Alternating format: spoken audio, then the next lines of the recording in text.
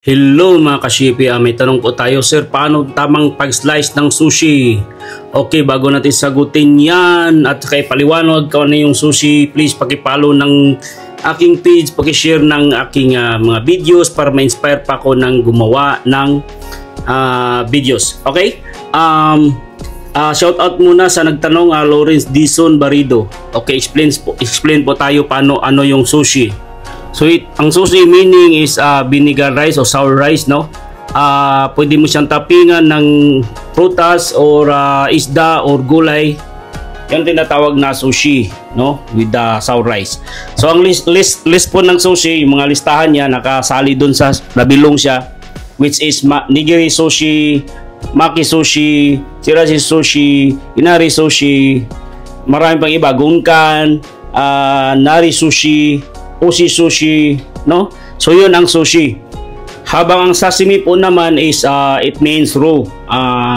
Yung mga slice na salmon, slice ng tuna, or, kahit anong hilaw na isda, yun ang sashimi.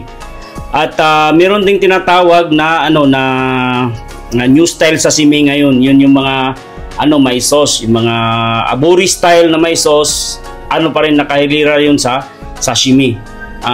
Kasi hilaw pa rin yun eh. Ilalagyan ng sauce, thin slice, yung mga ususukuri yan. Nakabilang yan dun sa sashimi, no? So, yun ang pinagkakaiba ng sashimi at saka sushi. Ngayon, dito na po tayo sa ang gagawin natin ngayon na sample. Kasi ang tanong ni Kabayan kung paano daw i-slice ng tama ang sushi. So, which is maki siguro or sashimi. Ipaki-comment na lang Kabayan kung ano ba talaga yung tanong mo. Kasi yung sushi, hindi naman na-i-slice yun eh. Ang sushi, it means vinegar rice yun. So, papakita ko sa iyo, magsample lang ako ng husumaki. Ang husumaki naman, it means yun ang pinaka-thin slice na sushi sa listahan. Siya yung pinaka-manipis, which is kailangan mo lang, limited lang yung palaman mo doon, yung ilalagay mo sa loob. Yung tinatawag na inside rice. So hindi mo kailangan, mga 1 or 2 lang ipapalaman mo doon kasi kung sumobra ka sa palaman, so hindi na magsasara yung sushi mo, paggawa mo, mauuka siya. Ngayon ipapakita ko sa iyo kung paano ang tamang paggawa ng hosomaki.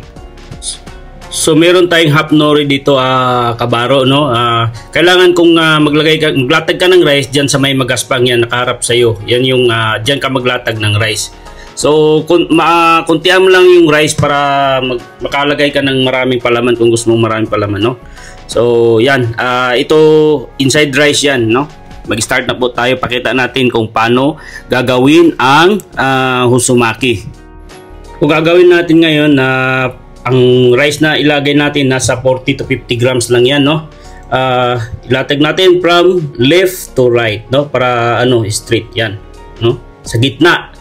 Yan, kaya para easy lang, hindi na paikot-ikot yung nori mo. Ayan, lumapit si Ariel. Shout out sa iyo, buddy. Balik na tayo dun sa Ayan, kailangan mayroon para sa akin nilalagyan ko ng gap na nagtitira ako ng 1 cm.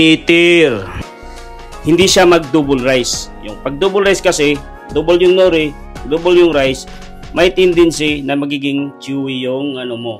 Hindi tendency, 100% magiging chewy yung maki mo, lalo pag tumagal, no? Pag ginunguya mo. Ang sushi kasi, it will melt to your mouth, not sobrang tigas. So, ganun ang sushi, no? Minsan din kasi pag kumakain ako sa mga restaurant na yung hindi naman yung high end, yung mga ordinaryo lang. Mayroong sushi talaga na sobrang tigas, sobrang which is okay naman yung lasa, pero yung pagkanginunguya mo na kasi double rice at saka sobrang kapal ng rice. Okay lang yung kapal masyado yung rice para mabusog ka agad ang ating guest. Maganda talaga sa sushi, mas marami yung protein para hindi tayo no? So ganyan pagtupi niyan, no? Kailangan itong dulo nitong rice at saka yung dulo nitong rice na sa kabila, dulo to dulo, magpangabot yan. So 100% lock na yan, yun, no? Makikita mo naman sa video, ayan. So, meron na tayong Hosomaki. Tawag dyan Hosomaki roll. So, madali lang yan kabaro, no? So, piluin i-square lang natin. Ating i-sure na hindi siya uuka pagka ihiwain na natin. Ayan, meron na tayong Hosomaki. So, i-slice na po natin mga kabaro, no? Now, mga kashipi, ganito siya mag-slice ng maki. O, yan. Kailangan palagi may tubig ka. Basahin mo yung yung pinaka-tip ng kutsilyo mo. Tsaka may pamunas ka kasi bawat slice mo, bawat cut mo ng kailangan mo punasan din yung kutsilyo mo. Ayan. Hindi ko na ipakita yung tubig kasi kailangan natin makita yung pag-slice ng ng ating sushi. Ayan. Binasa ko na yun. Tumulay yung tubig sa blade niya, sa pinaka-blade. Nakita nyo naman. So, yan, sintruhin lang natin. Yan, di ba? From heel to tip. Okay? Ganon mag-slice. Kailangan pantay. Yan. Pero sa akin lang, hindi na ako 100% mag-cut niya na pantay kasi wala kaming maki dito. Puro kami sashimi, new style sashimi, nigiri, no, gunkan. Yan. So ganyan lang. Pagkatapos mong punas ka agad. Hindi ko na kinakita, basa. Yun, ganon ang pagtamang slice ng sushi. Sana may matutunan ka dito sa aking video na ito at mga kabaro, huwag yung kalimutang i-share at i-like at i-follow ang aking page para ma-inspire pa ako sa aking mga gagawa ng mga video na ganito para makatulong naman tayo sa ating mga kababayan. So yan, perfect yung ating Hosomaki, no?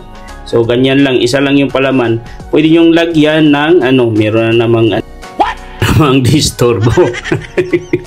So pwede nyo lagyan ng savory or lagyan nyo ng yung daikon, takwan in Japanese. So pasensya na sa aking cut, hindi na medyo perfect kasi ma-enhance yung ating salmon para hindi siya boring kainin. So may may ibang lasa. So ganun lang mga kashipi, at salamat sa tanong. Kung may tanong man kayo, paki-comment na lang sa comment box ating gawang video at i-explain natin.